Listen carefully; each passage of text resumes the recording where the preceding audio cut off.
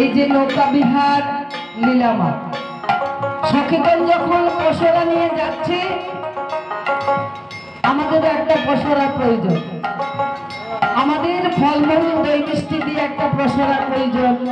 কেননা ঘাটে গিয়ে আমাদের গোবিন্দকে সেবা দিতে হবে। যদি পারেন একটা পসরা সাজিয়ে দেবেন।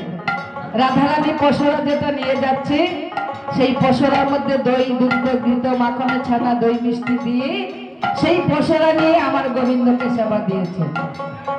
তাই ওরে পসরা লইয়া চলে গোপিনী, পসরা লইয়া চলে গোপিনী, ওরে পসরা লইয়া চলে গোপিনী, পসরা লইয়া চলে গোপিনী, চলে রে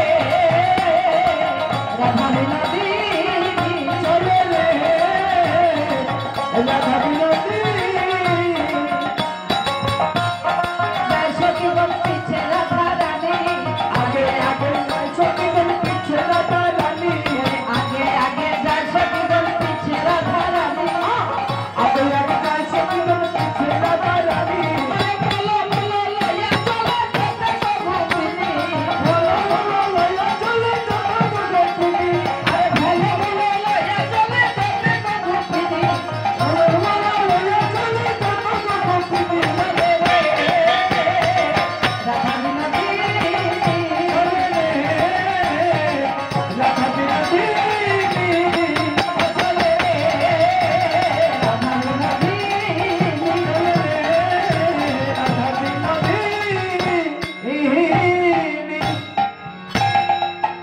রাধারানী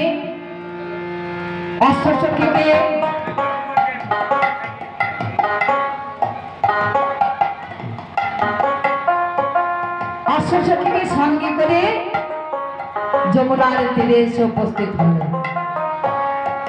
সখীগণের চতুর্দিকে খুঁজছেন, একটা নাবিকও দেখতে পাচ্ছেন না, একটা নৌকো দেখতে পাচ্ছেন না। রাধারানীকে বলছে, রাধে গো, ও রাধে, এই তো আমরা যমুনার ঘাটে এলাম, কোন নৌকো দেখছি না, কোন নাবিকও দেখছি না, এবার আমরা কি করে ঘাট পার হব? তখন রাধারানী অনেক দূরে নিরীক্ষণে করে দেখছেন, মধ্য যমুনায় একখানা ছোট্ট তরী দেখা যাচ্ছে।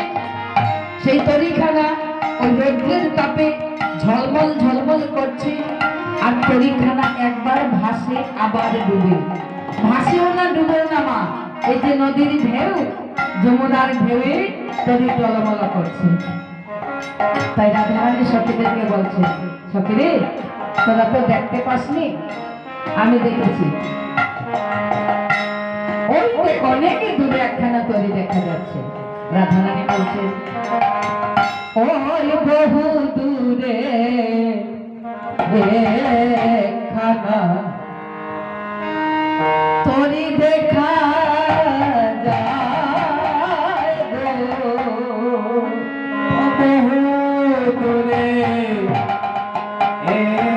একখানা তরী দেখা যায়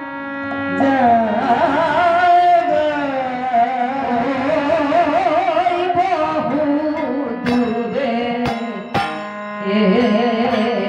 একখানা তরী দেখা যায়।